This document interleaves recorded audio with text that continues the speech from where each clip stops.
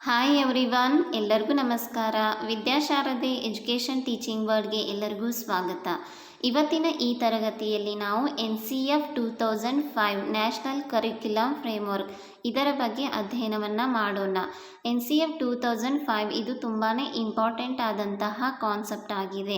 ಪ್ರತಿ ವಿಷಯದಲ್ಲಿಯೂ ಕೂಡ ಇದರ ಮೇಲೆ ಪ್ರಶ್ನೆಗಳು ಬರುತ್ತವೆ. ಈಗಾಗಲೇ ನೀವು ಅಬ್ಸರ್ವ್ ಮಾಡಿರಬಹುದು, ನಾವು ಮ್ಯಾಥ್ಸ್ ಪೆಡಗೋಗಿ ಬಿಡಿಸಬೇಕಾದ್ರೆ ಇದರ ಮೇಲೆ ಪ್ರತಿಯೊಂದು ಪ್ರಶ್ನೆ ಪತ್ರಿಕೆಯಲ್ಲೂ ಕೂಡ ಒಂದು ಪ್ರಶ್ನೆ ಬಂದೇ ಬರ್ತಾ ಇತ್ತು. ಸೊ ಹೀಗಾಗಿ ಇದು ತುಂಬ ಇಂಪಾರ್ಟೆಂಟ್ ಆಗಿದೆ. ಇವತ್ತಿನ ಈ ತರಗತಿಯಲ್ಲಿ ನಾವು NCF 2005 ನೀಡಿರುವಂತಹ ಮಾರ್ಗಸೂಚಿ ತತ್ವಗಳು, ಪಠ್ಯಕ್ರಮಕ್ಕೆ ನೀಡಿರುವಂತಹ ಮಾರ್ಗಸೂಚಿ ತತ್ವಗಳು, ಹಾಗೆ ಸ್ಕೂಲ್ ಎನ್ವಿರಾನ್ಮೆಂಟ್ ಹೇಗಿರಬೇಕು ಅನ್ನೋದನ್ನು ಹೇಳಿದೆ. ಮತ್ತು ಆಯಾಯ ವಿಷಯಕ್ಕೆ ಸಂಬಂಧಪಟ್ಟ ಹಾಗೆ ನೀಡಿರುವಂತಹ ತತ್ವಗಳನ್ನು ಈ ಒಂದು ತರಗತಿಯಲ್ಲಿ ಅಧ್ಯಯನವನ್ನು ಮಾಡೋಣ. ವಿಡಿಯೋವನ್ನು ಎಲ್ಲಿಯೂ ಯಾರು ಸ್ಕಿಪ್ ಮಾಡಲ್ಲದೆ ಕೊನೆವರೆಗೂ ನೋಡಿ. ಇದು ಇಂಪಾರ್ಟೆಂಟ್ ಆದಂತಹ ಸೆಷನ್ ಆಗಿದೆ. ಈ ಒಂದು NCF 2005 ಬಗ್ಗೆ ನೀವು ತಿಳಿದುಕೊಂಡು ಹೋದರೆ ಅಲ್ಲಿ ಹೇಗೆ ಪ್ರಶ್ನೆ ಬಂದರೂ ಕೂಡ ನೀವು ಉತ್ತರಿಸ್ತೀರಾ. ಅಷ್ಟು ಈಸಿಯಾಗಿ ನಿಮಗೆ ಅಂಡರ್ಸ್ಟ್ಯಾಂಡ್ ಆಗುತ್ತೆ. ರಾಷ್ಟ್ರೀಯ ಪಠ್ಯಕ್ರಮ ಚೌಕಟ್ಟು 2005. The national curriculum framework 2005 is one of the 4th NCF. ಇದು ಎಷ್ಟನೇ NCF ಆಗಿದೆ? 4th NCF ಆಗಿದೆ. ಹಾಗಾದರೆ ಮುಂಚೆ ಯಾವಾಗೆಲ್ಲ ಪಬ್ಲಿಷ್ ಆಗಿತ್ತು? 1975, 1988 ಮತ್ತು 2002. ಈಗ ರೀಸೆಂಟ್ ಆಗಿರುವುದೇ ಯಾವುದು? 2005 NCF. ಇದು ತುಂಬಾ ಪರಿಣಾಮಕಾರಿಯಾಗಿದೆ. 1975, 1988 ಮತ್ತು 2002ನಲ್ಲಿ ಪಬ್ಲಿಷ್ ಆದಂತಹ NCFಗಳು ಅಷ್ಟೊಂದು ಪರಿಣಾಮವನ್ನು ಬೀರಲಿಲ್ಲ. ಆದರೆ ಈ 2005 NCF ಇದೆ ಅಲ್ವಾ, ಇದು ತುಂಬಾ ಫೇಮಸ್ ಆಯಿತು. ಈಗ ರೀಸೆಂಟಾಗಿ ನಾವು ಈ ಒಂದು NCF 2005ನ ಮಾರ್ಗಸೂಚಿ ತತ್ವಗಳಿಗೆ ಅನುಗುಣವಾಗಿ ಶೈಕ್ಷಣಿಕ ಒಂದು ಕಾರ್ಯ ನಡೀತಾ ಇದೆ. ಹಾಗಾದರೆ ಈ NCF 2005ನ ಯಾರು ಪಬ್ಲಿಷ್ ಮಾಡಿದ್ರು ಅಂತ ಅಂದರೆ NCERT. ನೆನ್ಪಿಟ್ಕೊಳ್ಳಿ, ಹೂ ಪಬ್ಲಿಷ್ಡ್ NCF 2005 ಅಂತ ಪ್ರಶ್ನೆ ಬಂದಾಗ ನಿಮ್ಮ ಉತ್ತರ ಏನಾಗಬೇಕು? NCERT in India. ನಾವು ನೆಕ್ಸ್ಟ್ ಸ್ಲೈಡ್ನಲ್ಲಿ ನೋಡೋಣ. 1975ಯಲ್ಲಿ ಯಾವ ಒಂದು ಮಾರ್ಗಸೂಚಿಯನ್ನು ಕೊಟ್ಟಿತು, 1988ಯಲ್ಲಿ ಯಾವುದು ಕೊಟ್ಟಿತು, 2002ನಲ್ಲಿ ಯಾವ ಒಂದು ಮಾರ್ಗಸೂಚಿಯನ್ನು ನೀಡಿತು ಅಂತ ನೆಕ್ಸ್ಟ್ ನೋಡೋಣ. The recommendation of NCF 2005 are for the entire educational system to be implemented. ಅಂದರೆ ಎಲ್ಲ ಒಂದು ಶೈಕ್ಷಣಿಕ ಸಿಸ್ಟಮ್ ಏನಿದೆ ಅಲ್ವಾ, ಇದನ್ನು ಅಳವಡಿಸ್ಕೋಬೇಕು ಅಂತ ಇದು ರಿಕಮೆಂಡ್ ಮಾಡುತ್ತೆ. NCF 2005 has been translated into 22 languages and has influenced the syllabi in 17 states. ಅಂದರೆ NCF 2005 ಇದು 22 ಭಾಷೆಯಲ್ಲಿ ಟ್ರಾನ್ಸ್ಲೇಟ್ ಆಯಿತು. ಆದರೆ ಅದನ್ನು ಈಗ 17 ಸ್ಟೇಟ್ಸ್ ಮಾತ್ರ ಅನುಸರಿಸ್ತಾ ಇವೆ. ಇನ್ಫ್ಲೂಯೆನ್ಸ್ ಆಗಿದೆ 17 ಸ್ಟೇಟ್ಸ್ನಲ್ಲಿ. ಈಗ ನಾವು ಯಾವ ಒಂದು ವರ್ಷಗಳಲ್ಲಿ ಯಾವ ಒಂದು ಮಾರ್ಗಸೂಚಿಗಳನ್ನು ನೀಡಿತು ಅಂತ ನೋಡೋಣ. What is national curriculum framework? It provides the framework for creation of school syllabi and writing of text books and give guidelines on teaching practices. ಅಂದರೆ ಇದು ಒಂದು ಪಠ್ಯಕ್ರಮಕ್ಕೆ, ಹಾಗೆ ನಾವು ಬೋಧನೆಗೆ ಯಾವ ಒಂದು ವಿಧಾನಗಳನ್ನು ಬಳಸಬೇಕು, ಯಾವ ಒಂದು ತತ್ವಗಳನ್ನು ನಾವು ಅನ್ವಯ ಮಾಡ್ಕೋಬೇಕು ಅನ್ನೋದನ್ನು ಈ ಒಂದು NCF ಫ್ರೇಮ್ವರ್ಕ್ ಹೇಳುತ್ತೆ. ಇದರ ಪಾಸ್ಟ್ ಗೈಡ್ಲೈನ್ಸ್ನ ನೋಡೋಣ. 1975ಯಲ್ಲಿ general science as a compulsory subject activity based integrated science recommended up to class 10th. ಏನು ಹೇಳಿತು ಮುಂಚೆ ಅಂತಂದರೆ ಸೈನ್ಸ್ ಇದು ಒಂದು ಕಂಪಲ್ಸರಿ ಸಬ್ಜೆಕ್ಟ್ ಆಗಬೇಕು, ಹಾಗೆ ಆ್ಯಕ್ಟಿವಿಟಿ ಬೇಸ್ಡ್ ಆಗಬೇಕು, ಇಂಟಿಗ್ರೇಟೆಡ್ ಆಗಬೇಕು, ಅಂತರ್ಗತವನ್ನು ಎಲ್ಲ ಒಂದು ವಿಷಯಗಳನ್ನು ಅಂತರ್ಗತ ಮಾಡಿಕೊಂಡು ಹೇಳಬೇಕು ಅಂತ 10ನೇ ತರಗತಿಯವರೆಗೆ ಅಂತ ರಿಕಮೆಂಡ್ ಮಾಡ್ತು. ಇನ್ನು 1988ಲ್ಲಿ science curriculum should be learner centred. ಇದು ಲರ್ನರ್ ಸೆಂಟರ್ಡ್ ಆಗಬೇಕು. ಡೆವಲಪ್ ವೆಲ್ ಡಿಫೈನ್ಡ್ ಎಬಿಲಿಟೀಸ್, ಒಂದಿಷ್ಟು ಮೌಲ್ಯಗಳನ್ನು ಕಾಗ್ನಿಟಿವ್ ಮತ್ತು ಅಫೆಕ್ಟಿವ್ ಹಾಗೆ ಸೈಕೋಮೋಟರ್ ಡೊಮೇನ್ಸ್ ಆಧಾರದ ಮೇಲೆ ಮೌಲ್ಯಗಳನ್ನು ಬೆಳೆಸಬೇಕು ಅಂತ ಹೇಳಿತು. 2000ನಲ್ಲಿ teaching of science and tech in upper primary and secondary part of environment studies in primary recommended. ಅಂದರೆ ಹೈಯರ್ ಅಂದರೆ ಅಪ್ಪರ್ ಪ್ರೈಮರಿಯಲ್ಲಿ ಸೈನ್ಸನ್ನು ಮತ್ತು ಪ್ರಾಥಮಿಕ ಲೋವರ್ ಪ್ರೈಮರಿಯಲ್ಲಿ ಯಾವುದು ಎನ್ವಿರಾನ್ಮೆಂಟ್ ಪರಿಸರ ಅಧ್ಯಯನವನ್ನು ಅಳವಡಿಸಬೇಕು ಅಂತ ಹೇಳಿತು. 2005 ಈಗ ರೀಸೆಂಟಾಗಿ ನಾವು ಅಳವಡಿಸಿಕೊಂಡು ಹೋಗ್ತಿರುವಂತಹ ಫೇಮಸ್ ಆದಂತಹ NCF ಇದು 2005. ಇದು ಏನು ಹೇಳ್ತು ಅಂತ ನೋಡಿ. Focus on learning without burden. ಕಲಿಕೆ ಒಂದು ಹೊರೆ ಆಗಬಾರ್ದು, ಹೊರಗೆ ಇಲ್ಲದಂತಹ ಒಂದು ಭಾರವಿಲ್ಲದಂತಹ ಒಂದು ಕಲಿಕೆ ಆಗಬೇಕು ಅಂತ ಹೇಳ್ತು. ರಿಡಕ್ಷನ್ ಇನ್ ಸಿಲೆಬಸ್ಸಲ್ಲಿ ಕಡಿತವನ್ನುಗೊಳಿಸಿ ಅಂತ ತತ್ವವನ್ನು ನೀಡಿತು. ಇನ್ಕ್ಲೂಡಿಂಗ್ ಏಜ್ ಅಪ್ರಾಪ್ರಿಯೇಟ್ ಕಾನ್ಸೆಪ್ಟ್ಸ್ ಅಂದರೆ ವಯಸ್ಸಿಗೆ ತಕ್ಕ ಹಾಗೆ ಅಪ್ರಾಪ್ರಿಯೇಟ್ ಆದಂತಹ ಕಾನ್ಸೆಪ್ಟ್ಸ್ಗಳನ್ನು ಅಳವಡಿಸಬೇಕು ಅಂತ ಈ ಒಂದು NCF 2005 ಫೋಕಸನ್ನು ಮಾಡಿದೆ. ಇದು ತುಂಬ ಇಂಪಾರ್ಟೆಂಟ್ ಇದೆ. ಈ learning without burden, reduction in syllabus ಇದೆಲ್ವಾ ಇದು ಆಪ್ಷನ್ಸ್ನಲ್ಲಿ ಈ ಒಂದು ವರ್ಡ್ಸ್ಗಳೇ ಬರುತ್ತವೆ. ಏಜ್ ಅಪ್ರಾಪ್ರಿಯೇಟ್ ಕಾನ್ಸೆಪ್ಟ್ಸ್ ಈ ಒಂದು ಆಪ್ಷನ್ ಕೂಡ ಬಂದಿದೆ ಈಗಾಗಲೇ. ಈಗ ಇದು ನೀಡಿರುವಂತಹ ಗೈಡ್ಲಿಂಗ್ ಪ್ರಿನ್ಸಿಪಲ್ಸ್ಗಳನ್ನು ನಾವು ನೋಡೋಣ. Guiding principles of NCF 2005. Connecting knowledge to life around and outside the school. ಅಂದರೆ ನಾವು ಮಗುವಿನ ಜ್ಞಾನವನ್ನು ಔಟ್ಸೈಡ್ ಸ್ಕೂಲ್ಗೆ ಅಂದರೆ ಜೀವನಕ್ಕೆ ನಾವೇನು ಮಾಡಬೇಕು, ಅದನ್ನು ಕನೆಕ್ಟ್ ಮಾಡಬೇಕು, ಹೊರ ಜಗತ್ತಿಗೆ ಕನೆಕ್ಟ್ ಮಾಡಿ ಒಂದು ಬೋಧನೆಯನ್ನು ನೀಡಬೇಕು. Shifting away of learning from wrote method. ಅಂದರೆ ರೋಟ್ ಅಂದ್ರೇನು, ಮೆಮೊರೈಸ್ ಮಾಡೋದು, ಕಂಠಪಾಠ ಮಾಡೋದು. ಕಂಠಪಾಠದ ಕಲಿಕೆ ಆಗಬಾರ್ದು, ಅರ್ಥಪೂರ್ಣವಾದ ಕಲಿಕೆ ಆಗಬೇಕು ಅಂತ ಹೇಳಿತು. Enriching the curriculum for overall development. ಮಗುವಿನೇನು ಒಂದು ಎಲ್ಲವ ಅಭಿವೃದ್ಧಿ ಆಗಬೇಕು, ಸಂಪೂರ್ಣವಾದಂತಹ ಅಭಿವೃದ್ಧಿ ಆಗುವ ಹಾಗೆ ನಾವು ಟೆಕ್ಸ್ಟ್ ಬುಕ್ಕನ್ನು ಪ್ರಿಪೇರ್ ಮಾಡಬೇಕು. ಇದು ಟೆಕ್ಸ್ಟ್ ಬುಕ್ ಸೆಂಟ್ರಿಕ್ ಆಗಿರಬಾರ್ದು, ಲರ್ನರ್ ಸೆಂಟ್ರಿಕ್ ಆಗಬೇಕು. Making examinations flexible and integrated into life. ನಾವು ಎಕ್ಸಾಮನ್ನು ಫ್ಲೆಕ್ಸಿಬಲ್ ಆಗಿ ಅಂದರೆ ಅದನ್ನು ಬದಲಾವಣೆ ಮಾಡ್ಕೊಳ್ಳಿಕ್ಕೂ ಬರಬೇಕು, ಆ ರೀತಿ ಫ್ಲೆಕ್ಸಿಬಲ್ ಆಗಿ ಮತ್ತು ಅವರ ಜೀವನಕ್ಕೆ ಇಂಟಿಗ್ರೇಟ್ ಆಗಿ ಎಕ್ಸಾಮನ್ನು ನಾವು ರಚನೆಯನ್ನು ಮಾಡಬೇಕು.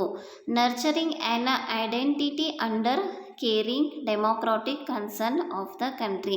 ಅಂದರೆ ಪ್ರಜಾಸತ್ತಾತ್ಮಕ ಒಂದು ಕಲಿಕೆಯನ್ನು ಮಗುವಿಗೆ ನೀಡಬೇಕು, ಅದನ್ನದು ಪೋಷಿಸುವ ಹಾಗೆ ನಾವು ಮಾಡಬೇಕು. ಈ ಒಂದು 5 ಪ್ರಿನ್ಸಿಪಲ್ಸ್ಗಳನ್ನು ನೀವು ನೆನಪಿಟ್ಕೊಳ್ಳಿ, ತುಂಬಾ ಇಂಪಾರ್ಟೆಂಟ್ ಇವೆ. ಇದರ ಮೇಲೆ ನಮಗೆ ಪ್ರಶ್ನೆಗಳು ಬರುತ್ತವೆ. ಇನ್ನು ಅದನ್ನೇ ಕನ್ನಡದಲ್ಲಿ ನೋಡೋಣ. ರಾಷ್ಟ್ರೀಯ ಪಠ್ಯಕ್ರಮ ಚೌಕಟ್ಟು 2005 ಮಾರ್ಗದರ್ಶಿ ತತ್ವಗಳು. ಜ್ಞಾನವು ಶಾಲೆಯ ಹೊರಗಿನ ಜೀವನಕ್ಕೆ ಸಂಬಂಧಿಸಿದೆ. ಬಾಯಿಪಾಠ ಮಾಡುವುದನ್ನು ಕಡಿಮೆ ಮಾಡಿ ಕಲಿಕಾ ಪ್ರಕ್ರಿಯೆಯನ್ನು ಬೇರೆಯಾಗಿ ಪರಿಗಣಿಸಿದೆ. ಅದೇ ಕಂಠಪಾಠ ಮಾಡುವುದನ್ನು ಬಿಟ್ಟು ನಾವೇನು ಮಾಡಬೇಕು, ಅರ್ಥಪೂರ್ಣವಾದಂತಹ ಕಲಿಕೆಯನ್ನು ಕಲಿಸಬೇಕು. ಪಠ್ಯಕ್ರಮವು ಪಠ್ಯಪುಸ್ತಕಗಳನ್ನು ಮೀರಿ ನಿಲ್ಲುವಂತೆ ಶ್ರೀಮಂತಗೊಳಿಸಬೇಕು. ಪಠ್ಯಕ್ರಮಗಳೇನು ಪಠ್ಯಪುಸ್ತಕಗಳನ್ನು ಮೀರಬೇಕು, ಆ ರೀತಿಯಾದಂತಹ ಒಂದು ಪಠ್ಯಕ್ರಮ ರಚನೆಯನ್ನು ಮಾಡಬೇಕು. ಪರೀಕ್ಷೆಗಳನ್ನು ಹೆಚ್ಚು ನಮ್ಮೆ ಮಾಡುವುದು, ತರಗತಿಯ ಆಗುಹೋಗುಗಳಿಗೆ ಸಮ್ಮಿಳಿತಗೊಳಿಸುವುದು. ಪ್ರಜಾಸತ್ತಾತ್ಮಕ ರಾಜ್ಯ ವ್ಯವಸ್ಥೆಯಲ್ಲಿ ಪರಸ್ಪರ ಸ್ಪರ್ಧೆ ಹಾಗೂ ಪ್ರೀತಿಗಳುಳ್ಳ ಕಾಳಜಿಯನ್ನು ನಾವು ಬೆಳೆಸಬೇಕು. ಉದಾಹರಣೆಗೆ ತಾಳ್ಮೆಯಿಂದ ಕೇಳುವುದು, ಇನ್ನೊಬ್ಬರ ವಿಚಾರ ಗೌರವಿಸುವುದು. ಈ ಗುಣಗಳನ್ನು ನಾವು ಮಗುವಿನಲ್ಲಿ ಬೆಳೆಸಬೇಕಾಗತ್ತೆ. ಹಾಗಾದರೆ ಇದು ಯಾವುದ್ರ ಮೇಲೆ ಫೋಕಸನ್ನು ಮಾಡಿದೆ ಅಂತ ನೋಡೋಣ. ಸಾಮಾನ್ಯವಾಗಿ ಇದು ಲರ್ನಿಂಗ್ ವಿದೌಟ್ ಬರ್ಡನ್, ಹೊರೆ ಇಲ್ಲದಂತಹ ಕಲಿಕೆ. Developed sense of self reliance and dignity. ಮಗುವಿನಲ್ಲಿ ಒಂದು ಯೋಗ್ಯತೆ ಬರಬೇಕು, ಆತ್ಮವಿಶ್ವಾಸ ಉಂಟು ಮಾಡಬೇಕು. Develop child centred approach.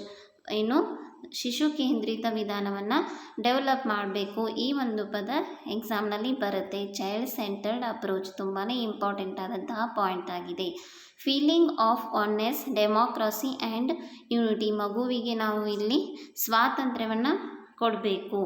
Equality, quality and quantity, ಎಲ್ಲ ಮಕ್ಕಳು ಸಮಾನರು ಅಂತ ನಾವು ಅರ್ಥ ಮಾಡ್ಕೋಬೇಕು. ಕ್ವಾಲಿಟಿ ಮತ್ತು ಕ್ವಾಂಟಿಟಿ ಆದಂತಹ ಕಲಿಕೆಯನ್ನು ಮಗುವಿಗೆ ನೀಡಬೇಕು. Social context, equality for all, ಎಲ್ಲರೂ ಸಮಾನರು ಅನ್ನುವ ಭಾವನೆ ಮಗುವಿನಲ್ಲಿ ಬೆಳೆಯಬೇಕು. ಅದೇ ಸಾಮಾನ್ಯ ತತ್ವಗಳನ್ನು ನಾವು ಕನ್ನಡದಲ್ಲಿ ನೋಡೋಣ.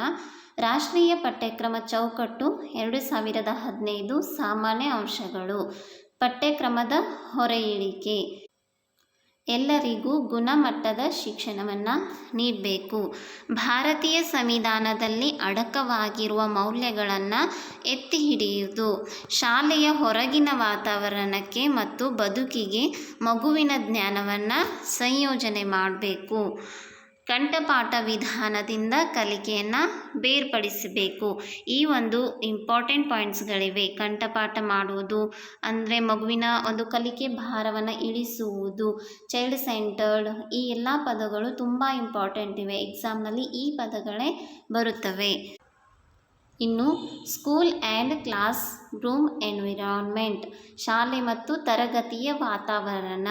ಟೀಚರ್ ಶುಡ್ ಫ್ರೆಂಡ್ಲಿ, ಶಿಕ್ಷಕರಾದಂಥವರು ಏನು ಮಗುವಿನ ಜೊತೆ ಫ್ರೆಂಡ್ಲಿ ಆಗಿರಬೇಕು. ಫ್ಯಾಸಿಲಿಟೇಟರ್ ಆಗಬೇಕು. ಈ ಒಂದು ಪದ ತುಂಬ ಇಂಪಾರ್ಟೆಂಟ್ ಇದೆ. ಫ್ಯಾಸಿಲಿಟೇಟರ್ ಅನ್ನುವ ಪದ ಎಕ್ಸಾಮ್ನಲ್ಲಿ ಇದೇ ಬರುತ್ತೆ.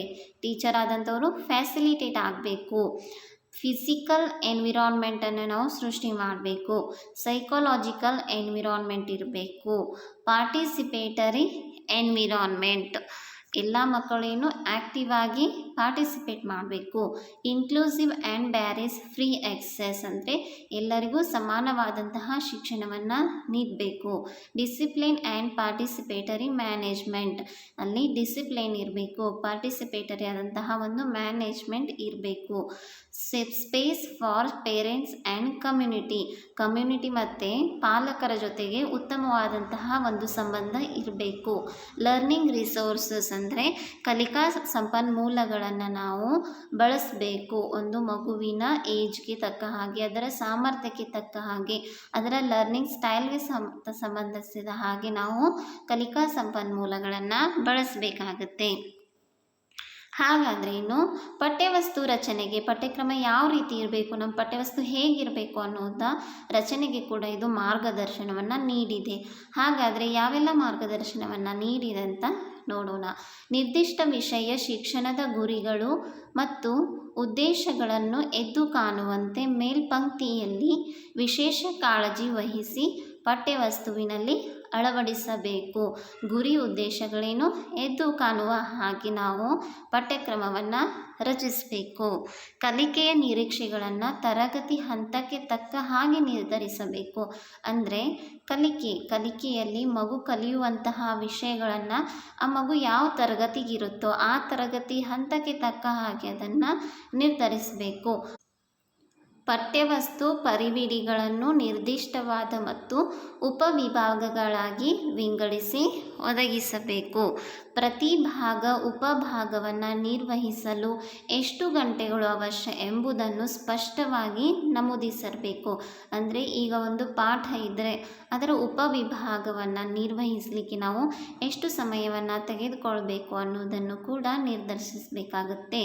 ಇದರಿಂದ ಆಯಾ ಪಾಠಕ್ಕಿರುವ ನಿರೀಕ್ಷೆಗಳೇನು ಪಠ್ಯಪುಸ್ತಕ ಲೇಖಕರು ಮತ್ತು ಶಾಲಾ ಶಿಕ್ಷಕರಿಗೆ ಮನವರಿಕೆಯಾಗುತ್ತದೆ. ಇದು ಪಠ್ಯವಸ್ತು ರಚನೆಗೆ ನೀಡಿರುವಂತಹ ಮಾರ್ಗದರ್ಶನಗಳು ಆಯಿತು. ಇನ್ನು ನಾವು ವಿಷಯಕ್ಕೆ ಸಂಬಂಧಪಟ್ಟ ಹಾಗೆ ಮಾರ್ಗದರ್ಶನಗಳನ್ನು ನೋಡ್ತಾ ಹೋಗೋಣ. ಭಾಷೆಯ ಬಗ್ಗೆ ಯಾವ ಒಂದು ಮಾರ್ಗಸೂಚನೆಯನ್ನೇ ನೀಡಿದೆ ಅಂತ ನೋಡೋಣ. ಭಾಷಾ ಕೌಶಲಗಳು, ಶಾಲಾ ವಿಷಯಗಳು ಮತ್ತು ಶಿಸ್ತಿನ ಚೌಕಟ್ಟಿನಾಚೆಗೆ ಮಾತನಾಡುವುದು ಮತ್ತು ಆಲಿಸುವುದು, ಓದುವುದು ಮತ್ತು ಬರೆಯುವುದು. ಭಾಷಾ ಕೌಶಲಗಳ ಬಗ್ಗೆ ಏನು ಹೇಳುತ್ತೆ ಅಂದರೆ, ಶಾಲಾ ವಿಷಯಗಳು ಶಿಸ್ತಿನ ಚೌಕಟ್ಟಿನಾಚೆಗೆ ಅಂದರೆ ಲ್ಯಾಂಗ್ವೇಜ್ ಅಕ್ರಾಸ್ ಕರಿಕ್ಯುಲಮ್, ಈ ಒಂದು ಪದವನ್ನು ಕೂಡ ನೆನಪಿಟ್ಕೊಳ್ಳಿ. ಅಂದರೆ ಮಗುವಿನ ಈ ವಿಷಯಗಳನ್ನು ಕಲಿಸುವ ಕಲಿಸುವಂತಹ ಒಂದು ಕೌಶಲ್ಯಗಳನ್ನು ನಾವು ಚೌಕಟ್ಟಿನಾಚೆಗೆ ಕೂಡ ಕಲಿಸಬೇಕು. ಮೂಲ ಶಿಕ್ಷಣದ ತರಗತಿಗಳಿಂದ ಪ್ರೌಢ ಶಿಕ್ಷಣದ ತರಗತಿಗಳವರೆಗೆ ಮಕ್ಕಳ ಜ್ಞಾನದ ಕಟ್ಟಿಕೊಳ್ಳುವಿಕೆಯಲ್ಲಿ ಭಾಷೆಯ ಅಡಿಪಾಯದ ಪಾತ್ರವನ್ನು ನಾವು ಗುರುತಿಸಬೇಕು. ತ್ರಿಭಾಷಾ ಸೂತ್ರದ ಅನುಷ್ಠಾನಕ್ಕೆ ಪುನಃ ಪ್ರಯತ್ನವನ್ನು ಮಾಡುವುದು. ಮಕ್ಕಳ ಮಾತೃಭಾಷೆಯೇ ಬೋಧನಾ ಮಾಧ್ಯಮವಾಗಿರಬೇಕು. ಅಂಶಕ್ಕೆ ಹೆಚ್ಚು ಒತ್ತನ್ನು ನೀಡಬೇಕು. ಇದು ಬುಡಕಟ್ಟು ಭಾಷೆಯನ್ನು ಕೂಡ ಒಳಗೊಂಡಿರುತ್ತದೆ. ತ್ರಿಭಾಷಾ ಅಂತಂದರೆ ನಾವು ಈಗಾಗಲೇ ನೋಡಿದ್ದೀವಿ. ತ್ರಿಭಾಷೆ ಅಂದರೆ 3 ಭಾಷೆಗಳನ್ನು ಅಳವಡಿಸುವುದು. 3 language formula system to be followed. ಅಂದರೆ ಇಲ್ಲಿ ಫಸ್ಟ್ ಲ್ಯಾಂಗ್ವೇಜ್ ಯಾವಾಗಲೂ ಏನಾಗಬೇಕು, ಮಗುವಿನ ಮಾತೃಭಾಷೆ ಆಗಬೇಕು. ನಂತರ ಸೆಕೆಂಡ್ ಏನು, ಹಿಂದಿಯನ್ನು ಮಾತನಾಡುವಂಥ ಸ್ಟೇಟ್ನಲ್ಲಿ ಸೆಕೆಂಡ್ ಲ್ಯಾಂಗ್ವೇಜ್ ಇಂಗ್ಲೀಷ್ ಆಗುತ್ತೆ. ಹಾಗೆ ನಮ್ಮಲ್ಲಿ ಫಸ್ಟ್ ಮಾತೃಭಾಷೆ ಆದರೆ ಸೆಕೆಂಡ್ ಇಂಗ್ಲೀಷ್ ಆಗುತ್ತೆ. ಈ ರೀತಿ ಈ ತ್ರಿಭಾಷಾ ಸೂತ್ರವನ್ನು ಅಳವಡಿಸಬೇಕು. ಅದನ್ನು ಪುನಃ ಒಂದು ಅನುಷ್ಠಾನಕ್ಕೆ ತರುವಂತಹ ಪ್ರಯತ್ನವನ್ನು ಮಾಡಬೇಕು ಅಂತ ಹೇಳುತ್ತೆ. ಹಾಗೆ ಇದು ಬುಡಕಟ್ಟು ಭಾಷೆಯನ್ನು ಕೂಡ ಒಳಗೊಂಡಿದೆ. ಬೇರೆ ಭಾರತೀಯ ಭಾಷೆಯ ಜೊತೆಗೆ ಇಂಗ್ಲೀಷ್ ತನ್ನ ಸ್ಥಾನವನ್ನು ಕಂಡುಕೊಳ್ಳಬೇಕಿದೆ. ಬೇರೆ ಬೇರೆ ಭಾಷೆ ಜೊತೆಗೆ ಇಂಗ್ಲೀಷ್ ಕೂಡ ಅಳವಡಿಸಬೇಕು. ಭಾರತೀಯ ಸಮಾಜದ ಬಹುಭಾಷಾ ಲಕ್ಷಣವನ್ನು ಮಕ್ಕಳ ಶಾಲಾ ಬದುಕನ್ನು ಉತ್ಕೃಷ್ಟಗೊಳಿಸುವ ಒಂದು ಸಂಪನ್ಮೂಲವಾಗಿ ನೋಡಬಹುದಾಗಿದೆ. ಈ ಸಂಪನ್ಮೂಲ ಅಂದರೆ ರಿಸೋರ್ಸ್, ಈ ಪದ ಕೂಡ ಇಂಪಾರ್ಟೆಂಟ್ ಇದೆ. ಎಕ್ಸಾಮ್ನಲ್ಲಿ ಈಗಾಗಲೇ ಕೇಳಿದ್ದಾರೆ. ಈಗ ಮಗುವಿನ ಒಂದು ಮಾತೃಭಾಷೆಯನ್ನು ನಾವು ಇದೊಂದು ಅಡ್ಡಿ ಅಂತ ಅನ್ಕೋಬಾರ್ದು. ಇದೊಂದು ಸಂಪನ್ಮೂಲ, ರಿಸೋರ್ಸ್, ಅಸೆಟ್ ಈ ಪದಗಳೇ ಬರುತ್ತವೆ. ಇದನ್ನು ಒಂದು ಸಂಪನ್ಮೂಲವನ್ನಾಗಿ ನಾವು ತಿಳ್ಕೊಂಡು ಕಲಿಕೆಯನ್ನು ಮಾಡಬೇಕಾಗುತ್ತೆ. ಇನ್ನು ಗಣಿತವನ್ನು ಬೋಧಿಸುವ ಮುಖ್ಯ ಗುರಿ ಎಂದರೆ ಗಣಿತದ ಜ್ಞಾನಕ್ಕಿಂತ ರೂಢಿಗತ ಮತ್ತು ಯಾಂತ್ರಿಕ ವಿಧಾನಗಳು ಗುಣಾತ್ಮಕವಾಗಿರುವುದು. ಅಂದರೆ ತಾರ್ಕಿಕವಾಗಿ ಆಲೋಚಿಸುವ ಮತ್ತು ತಾತ್ಪರ್ಯವನ್ನು ಸೂತ್ರೀಕರಿಸುವ ಸಾಮರ್ಥ್ಯ. ಇದನ್ನು ಗಣಿತ ಅಂದರೆ ಇದು ಗಣಿತಾತ್ಮಕವಾಗಿರುವುದು ಇದೆಯಲ್ವಾ, ಮೆಥಮೆಟೈಸೇಷನ್ ಇಂಗ್ಲೀಷ್ನಲ್ಲಿ ಈ ರೀತಿ ಬರುತ್ತೆ. ಅಂದರೆ ಗಣಿತವನ್ನು ಇಂಗ್ಲೀಷ್ ಮೀಡಿಯಮ್ನಲ್ಲಿ ಬರೆಯುವವರು. ಮೆಥಮೆಟೈಸೇಷನ್ ಅಂದರೆ ಇಲ್ಲಿ ಮಗು ಏನು ತಾರ್ಕಿಕವಾಗಿ ಆಲೋಚಿಸಬೇಕು, ಹಾಗೆ ಅದನ್ನು ತಾತ್ಪರ್ಯವಾಗಿ ಸೂತ್ರೀಕರಿಸುವಂತಹ ಸಾಮರ್ಥ್ಯವನ್ನು ಹೊಂದಬೇಕು. ಶಾಲೆಯಲ್ಲಿ ಕಲಿತಂತಹ ಜ್ಞಾನವನ್ನು ಅದು ತನ್ನ ಜೀವನದಲ್ಲಿಯೂ ಕೂಡ ಅಳವಡಿಸಿಕೊಳ್ಬೇಕು. ಆ ರೀತಿ ಒಂದು ಗಣಿತದ ಜ್ಞಾನವನ್ನು ನಾವು ಬೋಧಿಸಬೇಕು. ಗಣಿತದ ಬೋಧನೆಯು ಮಕ್ಕಳ ಆಲೋಚಿಸುವ ಮತ್ತು ಕಾರಣ ಕೊಡುವ, ಅಮೂರ್ತವಾದದ್ದನ್ನು ದೃಶ್ಯೀಕರಿಸುವ ಹಾಗೂ ನಿಭಾಯಿಸುವ, ಸಮಸ್ಯೆಗಳನ್ನು ಸೂತ್ರೀಕರಿಸಿ ಬಗೆಹರಿಸುವ ಸಾಮರ್ಥ್ಯವನ್ನು ನಾವು ಹೆಚ್ಚಿಸಬೇಕು. ಅಂದರೆ ಯಾವುದೇ ಒಂದು ಸಮಸ್ಯೆ ಬಂದಾಗ ಮಗು ಅದನ್ನು ಯೋಚನೆ ಮಾಡಬೇಕು, ತಾರ್ಕಿಕವಾಗಿ ಆಲೋಚನೆ ಮಾಡಿ ಅದಕ್ಕೆ ಕಾರಣವನ್ನು ಕೊಡಬೇಕು. ಅಮೂರ್ತವಾದದ್ದನ್ನು ಅದನ್ನು ಮೂರ್ತವನ್ನಾಗಿ ದೃಶ್ಯೀಕರಿಸಿ ಅದನ್ನು ನಿಭಾಯಿಸಿ ಸೂತ್ರವನ್ನು ಅಳವಡಿಸಿ ಸಮಸ್ಯೆಯನ್ನು ಬಗೆಹರಿಸುವಂತಹ ಸಾಮರ್ಥ್ಯವನ್ನು ನಾವು ಮಗುವಿನಲ್ಲಿ ಬೆಳೆಸಬೇಕಾಗುತ್ತೆ. ಗುಣಾತ್ಮಕ ಗಣಿತ ಶಿಕ್ಷಣದ ಲಭ್ಯತೆಯು ಎಲ್ಲ ಮಕ್ಕಳ ಹಕ್ಕಾಗಿದೆ. ಗಣಿತವನ್ನು ಕಲಿಯುವುದು ಎಲ್ಲ ಮಕ್ಕಳ ಒಂದು ಹಕ್ಕಾಗಿದೆ. ಇನ್ನು ವಿಜ್ಞಾನಕ್ಕೆ ಬಂದರೆ ವಿಜ್ಞಾನ ಬೋಧನೆಯ ವಸ್ತು, ಪ್ರಕ್ರಿಯೆ ಮತ್ತು ಭಾಷೆಯು ಕಲಿಕಾದಾರರ ವಯೋಮಾನ ಮತ್ತು ಪ್ರಜ್ಞಾಶಕ್ತಿಗೆ ಅನುಗುಣವಾಗಿರಬೇಕು. ಈ ವಿಜ್ಞಾನ ಅನ್ನೋದೊಂದು ಬೋಧನೆಯ ವಸ್ತು, ಹಾಗೆ ಇದೊಂದು ಪ್ರಕ್ರಿಯೆ ಮತ್ತು ಭಾಷೆಯ ಕಲಿಕಾದಾರರಿಗಿದೇನೋ ಅವರ ವಯಸ್ಸಿಗೆ ತಕ್ಕ ಹಾಗೆ ಪ್ರಜ್ಞಾಶಕ್ತಿಗೆ ಅನುಗುಣವಾಗಿ ಇದನ್ನು ಅಳವಡಿಸಬೇಕು.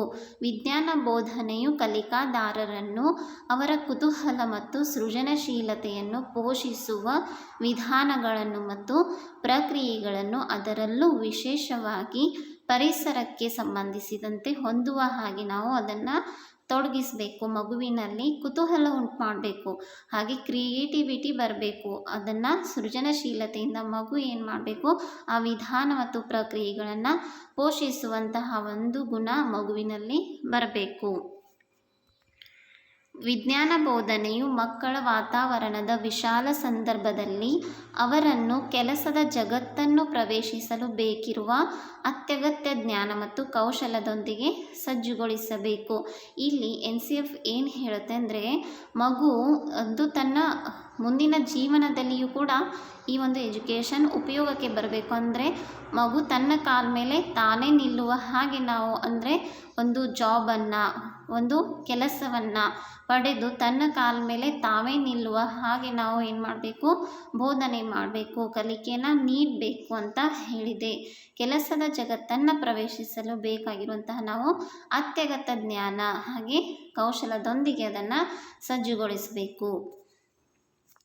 ಪಾರಿಸರಿಕ ಕಾಳಜಿಯ ಎಚ್ಚರವನ್ನು ಸಂಪೂರ್ಣ ಶಾಲಾ ಪಠ್ಯಕ್ರಮದಲ್ಲಿ ಅಂತರ್ಗತಗೊಳಿಸಬೇಕು. ಅಂದರೆ ಪರಿಸರದ ವಾತಾವರಣದ ಕಾಳಜಿ ಕೂಡ ಮಗುವಿನಲ್ಲಿ ಬರಬೇಕು. ನಮ್ಮ ಸುತ್ತಮುತ್ತಲಿನ ವಾತಾವರಣವನ್ನು ಯಾವ ರೀತಿ ನಾವು ಕಾಳಜಿ ವಹಿಸಬೇಕು, ಅದನ್ನು ಯಾವ ವಿಧಾನದಿಂದ ನಾವು ಕಾಳಜಿ ವಹಿಸಿ ಕಾಪಾಡಿಕೊಳ್ಬೇಕು, ಯಾವ ಒಂದು ತಪ್ಪನ್ನು ಮಾಡಿದಾಗ ನಮ್ಮ ಪರಿಸರದ ವಾತಾವರಣ ಹಾಳಾಗುತ್ತೆ ಅನ್ನುವಂತಹ ಒಂದು ಸಂಪೂರ್ಣ ಮಾಹಿತಿಯನ್ನು ನಾವು ಪಠ್ಯಕ್ರಮದಲ್ಲಿ ಅಂತರ್ಗತಗೊಳಿಸಬೇಕು.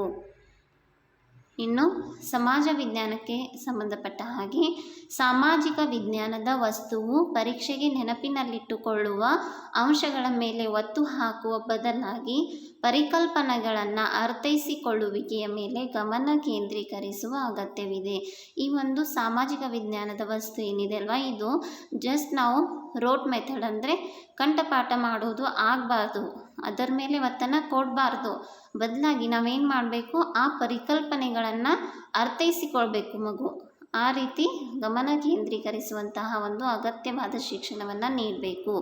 ಮಕ್ಕಳು ಸ್ವತಂತ್ರವಾಗಿ ಆಲೋಚಿಸುವ ಹಾಗೂ ಸಾಮಾಜಿಕ ಸಮಸ್ಯೆಗಳೇ ವಿಮರ್ಶಾತ್ಮಕವಾಗಿ ಅವಲೋಕಿಸುವ ಸಾಮರ್ಥ್ಯದೊಂದಿಗೆ ಮಕ್ಕಳನ್ನು ನಾವು ಸಜ್ಜುಗೊಳಿಸಬೇಕು. ಅದು ಆಲೋಚಿಸಬೇಕು ಸ್ವತಂತ್ರವಾಗಿ. ಸಾಮಾಜಿಕ ಸಮಸ್ಯೆಗಳನ್ನು ಅದು ವಿಮರ್ಶಾತ್ಮಕವಾಗಿ ಅವಲೋಕಿಸಬೇಕು. ಈ ರೀತಿ ಸಾಮರ್ಥ್ಯವನ್ನು ಮಗುವಿನಲ್ಲಿ ಬೆಳೆಸಬೇಕು.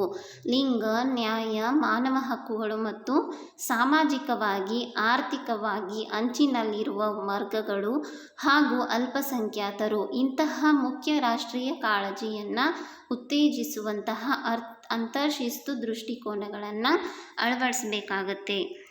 ಇದು ಒಂದು ಸಮಾಜ ವಿಜ್ಞಾನಕ್ಕೆ ಸಂಬಂಧಪಟ್ಟ ಹಾಗೆ. ಇನ್ನು ಪರಿಸರದ ಸ್ವಲ್ಪ ನೋಡ್ಕೊಂಡು ಬರೋಣ. ಪರಿಸರ ಮತ್ತು ಕಲಿಕೆ. ಪರಿಸರ ಅಧ್ಯಯನದಲ್ಲಿ ಕೂಡ ಈ ಪ್ರಶ್ನೆ ಬರುತ್ತೆ. ವಿಭಿನ್ನ ವಿಷಯಗಳ ಎಲ್ಲ ಹಂತಗಳ ಬೋಧನೆಯಲ್ಲಿ ಪರಿಸರದ ಸಮಸ್ಯೆಗಳು ಮತ್ತು ಕಾಳಜಿಗಳನ್ನು ಸೇರಿಸುವುದರಿಂದ ಪಾರಿಸರಿಕ ಶಿಕ್ಷಣವನ್ನು ಉತ್ತಮವಾಗಿ ಮುಂದುವರಿಸಬಹುದಾಗಿದೆ. ಆದರೆ ಇದಕ್ಕೆ ಸಂಬಂಧಿಸಿದ ಚಟುವಟಿಕೆಗಳಿಗೆ ಸಮರ್ಪಕ ಕಾಲಾವಧಿಯನ್ನು ನೀಡುವ ಬಗ್ಗೆ ಖಚಿತ ನಿಲುವಿಗೆ ಬರಬೇಕಾಗಿದೆ. ಈ ಪರಿಸರ ಅಧ್ಯಯನವನ್ನು ನಾವು ಮಗುವಿಗೆ ಪರಿಸರದ ಸಮಸ್ಯೆಗಳನ್ನು ಹಾಗೆ ಕಾಳಜಿಯನ್ನು ಯಾವ ರೀತಿ ಕಾಳಜಿ ಮಾಡಬೇಕು ಅನ್ನೋ ಒಂದು ವಿಷಯವನ್ನು ನಾವು ಸೇರಿಸಬೇಕಾಗತ್ತೆ ಪಠ್ಯಕ್ರಮದಲ್ಲಿ. ಇದಿಷ್ಟು NCF 2005 ಬಗ್ಗೆ ಆಯಿತು. ತುಂಬಾ ಇಂಪಾರ್ಟೆಂಟ್ ಆದಂತಹ ಒಂದು ಸೆಷನ್ ಆಗಿದೆ ಇದು. ಇದರ ಮೇಲೆ ಪ್ರಶ್ನೆಗಳು ಬರುತ್ತೆ. ಹಾಗೆ ಇನ್ನೂ ಒಂದು ವಿಷಯವನ್ನು ಹೇಳಬೇಕು ಅಂತಂದರೆ, ಈ NCF ಅನ್ನುವಂತಹ ಮೊದಲಿನ ಸಾಲುಗಳು ಯಾವುದರಿಂದ ಬಂದಿದೆ, ಯಾರ ಒಂದು ಕೃತಿಯಿಂದ ಬಂದಿದೆ ಅಂತ ಅಂದರೆ ರವೀಂದ್ರನಾಥ್ ಟ್ಯಾಗೂರ್ ಅವರ ಕಲ್ಚರ್ ಆಫ್ ಸಿವಿಲೈಜೇಷನ್ ಅಂದರೆ ನಾಗರಿಕತೆ ಮತ್ತು ಪ್ರಗತಿ ಅನ್ನುವಂತಹ ಒಂದು ಕೃತಿಯಿಂದ ಈ NCFನ ಮೊದಲಿನ ಸಾಲುಗಳು ಬಂದಿವೆ. ಇದು ನೆನ್ಪಿಟ್ಕೊಳ್ಳಿ. ಮತ್ತು ಇದರ ಮೇಲೆ ಬರುವಂತಹ ಪ್ರಶ್ನೋತ್ತರಗಳನ್ನು ನಾವು ನೆಕ್ಸ್ಟ್ ಸೆಷನಲ್ಲಿ ಚರ್ಚಿಸೋಣ. ತುಂಬಾ ಪ್ರಶ್ನೆಗಳಿವೆ. ಆ ಎಲ್ಲ ಪ್ರಶ್ನೆಗಳನ್ನು ನೀವು ಸಾಲ್ವ್ ಮಾಡಿದರೆ ಸಾಕು. ಆರಾಮವಾಗಿ NCF ಮೇಲೆ ಹೇಗೆ ಪ್ರಶ್ನೆ ಬಂದರು, ಯಾವುದೇ ರೀತಿ ಪ್ರಶ್ನೆ ಕೊಟ್ಟರೂ ಕೂಡ ನೀವು ಅದನ್ನು ಸೆಲೆಕ್ಟ್ ಮಾಡಲಿಕ್ಕೆ ಅರ್ಹರಾಗ್ತೀರಾ. ಇದಿಷ್ಟು NCF ಬಗ್ಗೆ ಆಯಿತು. ಈ ವಿಡಿಯೋ ಎಲ್ಲರಿಗೂ ಇಷ್ಟ ಆಗಿದೆ, ಹಾಗೆ ಅರ್ಥಪೂರ್ಣವಾಗಿ ನಿಮಗೆ ತಿಳಿದಿದೆ ಅಂತ ನಾನು ಭಾವಿಸ್ತೀನಿ. ಹೊಸದಾಗಿ ನೋಡುವವರು ಸಬ್ಸ್ಕ್ರೈಬ್ ಮಾಡ್ಕೊಳ್ಳಿ, ಬೆಲ್ ಬಟನ್ ಒತ್ತಿ, ಹಾಗೆ ವಿಡಿಯೋನ ಲೈಕ್ ಮಾಡಿ, ನಿಮ್ಮ ಎಲ್ಲ ಸ್ನೇಹಿತರಿಗೂ ಕೂಡ ಶೇರ್ ಮಾಡಿ.